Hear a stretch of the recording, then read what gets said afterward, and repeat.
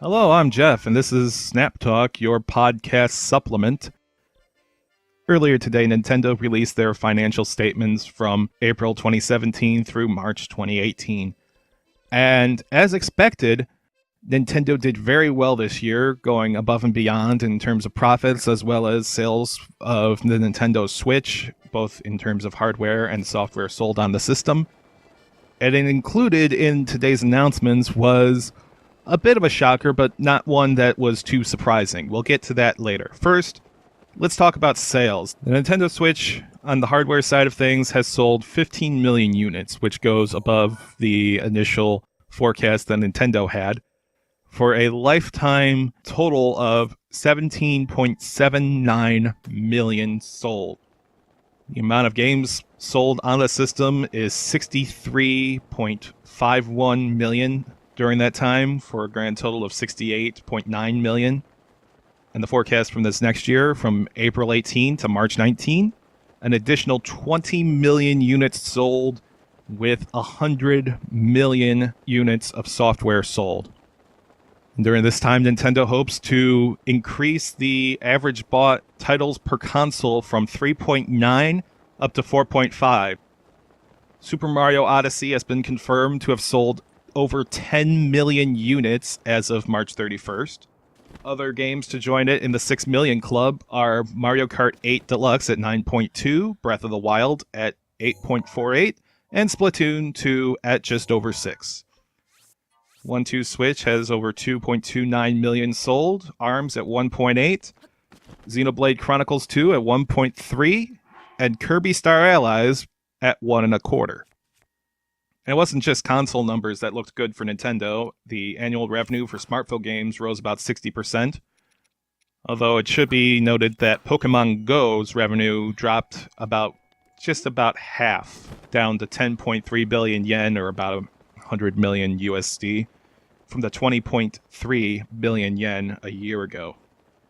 And while we cannot necessarily confirm release dates for them, we can confirm that Fire Emblem, Yoshi, and Super Smash Bros. Are all slated for a 2018 release, with Pokemon slated for 2018 or later, and Bayonetta 3 and Metroid Prime 4 still listed at TBA.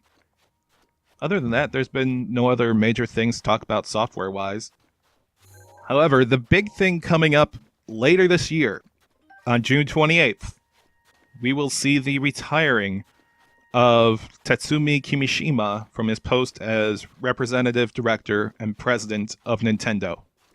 Now, if you know, Kimishima took the post after Satoru Iwata passed away due to complications with some form of cancer. I think it was a bile duct cancer. He'll be stepping down after holding the post for about 2.5 years, 2.75 actually. This is a bit shocking, but not necessarily surprising. Kimishima was in his mid-60s when he took over. I mean, obviously he's still in his 60s, but he was rather old to be taking over a position that has historically been a long-term position. I mean, if you look at the presidents of Nintendo in the past, it's been people who've held the position for decades. Up until Kimishima's resignation, or retiring, actually, let's make sure we get that correct. Satoru Iwata would have had the shortest reign as president of the company. With the original president, Fusajiro Yamauchi, from 1889 to 1929, so about 30 years. Sakuyo Kaneda, about 20 years. Hiroshi Yamauchi held it for over 50. Iwata for 13 years. And Kimishima, by the time he's done, will have held it for just under 3. This was never going to be a long-term solution for Nintendo. From the looks of things, Kimishima was a stopgap. And he'll even admit that. He'll even admit that this was just a short-term solution to a long-term problem, because they were probably expecting Satoru Iwata to hang on to the post well into the 2020s, maybe even into the 2030s. That's just how Nintendo is. You take over the job, you do well, you keep it for as long as you want it. A lot of people back when Iwata passed away were calling for Miyamoto to take over. He was never going to take over. One, he was a creator. Two, he just was too old. And I'll admit I even used that excuse with Kimishima, but ultimately it turned out fine. He didn't necessarily do everything that I wanted, but there were a number of positive things that happened. For instance, console region locking is no longer a thing on new consoles. So, who will be replacing him? Well, unless you're into the Nintendo marketing scene, you probably haven't heard of this person's name. Shuntaro Furukawa. For the most part, he's a marketer. He's currently in charge of global marketing for Nintendo and was apparently a big part in the Switch's marketing the past year and a half. So if you liked what you've seen so far with the marketing from the Switch, you can thank that guy. In addition to his role as the leader of global marketing, he was also a outside director for the Pokemon Company, title which he has held since 2012. And among other things, he's also been a general manager in corporate planning and was named to the board of directors in June of 2016. And as some people in the media have pointed out, he is going to be the first president of the company that grew up on the products of the company. He was born in 1972, which would have made him about 11 years old when the family computer, Famicom, Nintendo Entertainment System came out in Japan. As you can guess, this is the long-term solution that Nintendo had been looking for the past couple years, what we probably were expecting a couple years ago when Kimishima took the reins as president of Nintendo. And of course, this will take place on June 28th during the big investors meeting that Nintendo has every year. Now, that won't be the only change. Nintendo of Europe president Satoru Shibata will be stepping down from his current position to join the board of directors. In addition, a number of people have been added in to management as executive officers. Yoshiaki Koizumi, the director behind Super Mario Odyssey and Super Mario 3D Land, among other games within Nintendo, will be added in as an executive officer.